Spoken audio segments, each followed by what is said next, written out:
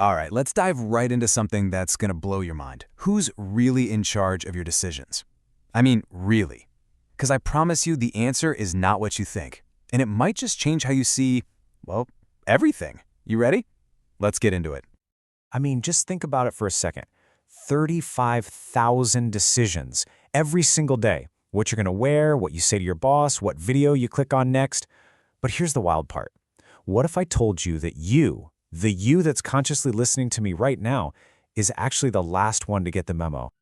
And look, this isn't some late-night dorm room philosophy, okay? This is hard science. For years, neuroscientists have been looking inside our brains, and what they found is there's someone else in the cockpit, a secret pilot, a hidden force that's really, truly running the show.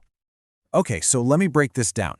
Your brain basically has two operating systems. You've got System 1, which we'll call the autopilot.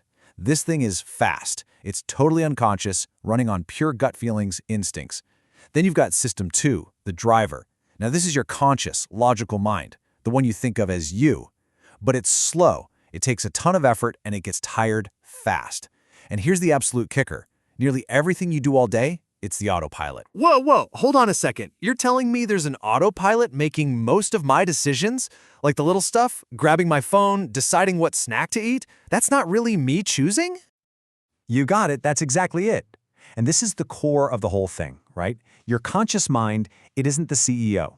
It's not making the big calls, it's more like the PR department that gets called in after the decision has already been made just to write a press release explaining why it was a totally logical choice.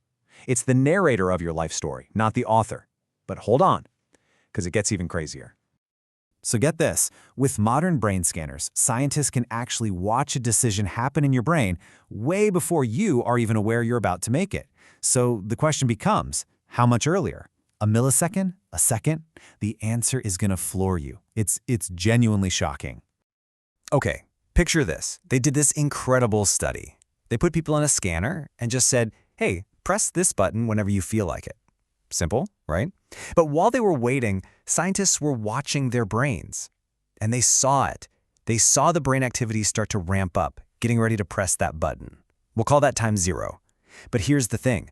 The person in the scanner didn't report feeling the urge to press it until almost 7 seconds after their brain had already started the process. Just let that sink in for a minute. 7 seconds. Your brain is already in motion, committing to an action, a full 7 seconds before you even have a clue. It's already decided. No way! 7 seconds? That's an eternity in brain time.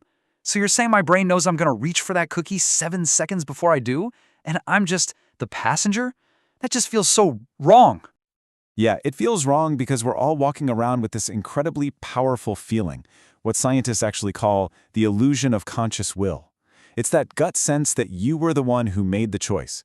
But the science shows, a lot of the time, it's just a fantastic story your consciousness tells itself after the autopilot has already hit the launch button. So you gotta be asking, okay, why? Why on earth would we be built this way? And the thing is, it's not a bug in the system, it's the most important feature we have. Think about our ancestors way back when. You're walking through the tall grass, you see a flicker of movement, a shadow that looks kind of like a lion. Are you going to pull out a spreadsheet and weigh the pros and cons with your slow, logical driver brain? No. You need that autopilot to just take over. You run, you survive, you ask questions later. It's a survival tool, pure and simple.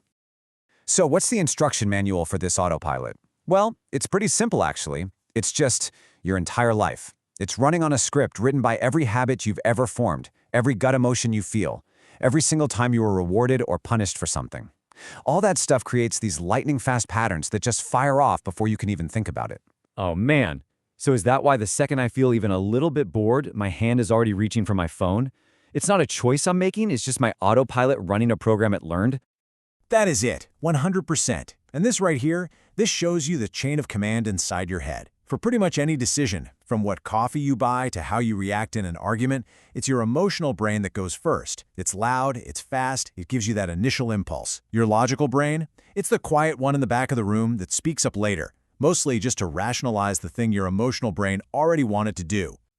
Okay, and this is where it stops being just a cool science lesson and gets very real. Because this whole system, it's the business model for some of the biggest companies in the world. They are tracking every single thing you do online, every pause, every click, every angry emoji, to map out your unconscious triggers.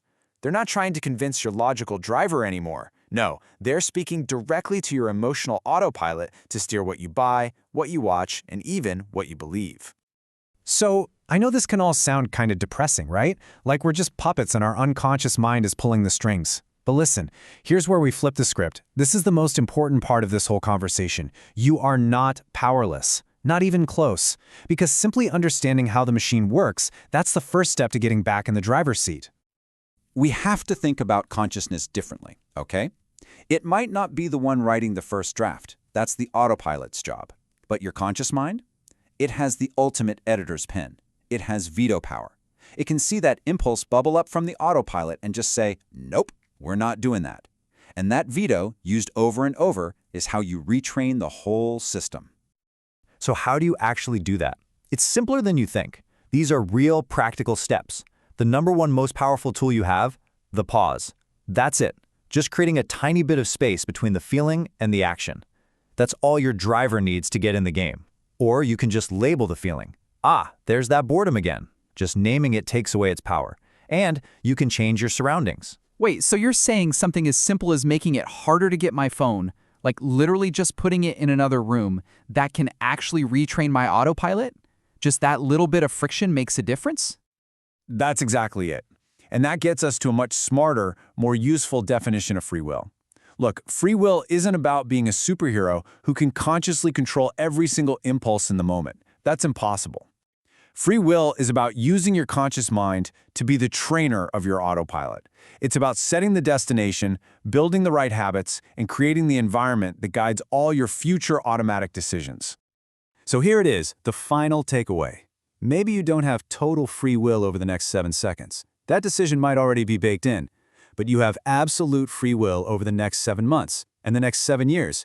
You get to be the architect. You decide which habits to build, which impulses to starve, and which ones to feed. That is your real power. That's where free will truly lives. So I'm going to leave you with a challenge. Think about it. That automatic scroll on your phone, that snap judgment about someone, that junk food you reach for when you're stressed. What is just one of those automatic decisions that you're going to catch and consciously edit just for today? Thanks for tuning in.